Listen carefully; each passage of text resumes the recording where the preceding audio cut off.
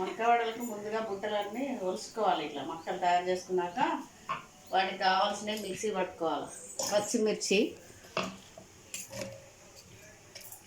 ధనియాలు, జీలకర్ర,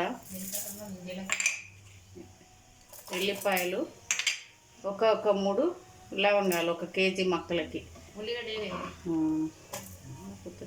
కొన్ని ఇది మిక్సీ పట్టుకున్న తర్వాత మళ్ళీ మక్కలు వేసి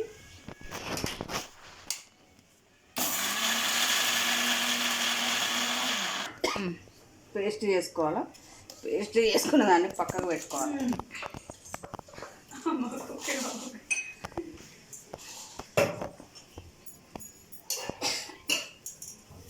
కొంచెం మక్కలు వేసుకోవాలి, కొంచెం పేస్ట్ వేసుకోవాలి. ఇందులో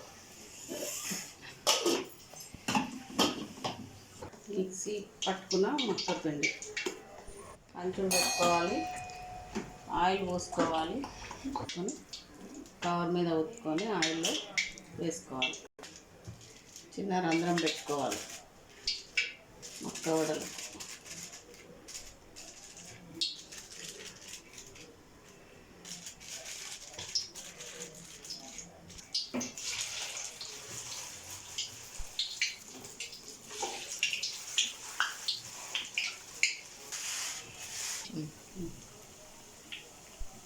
లేత మక్కలైతే ఇట్లా మంచిగా ఆయిల్లో పొంగుతాయి, బాగా టేస్టీగా ఉంటుంది.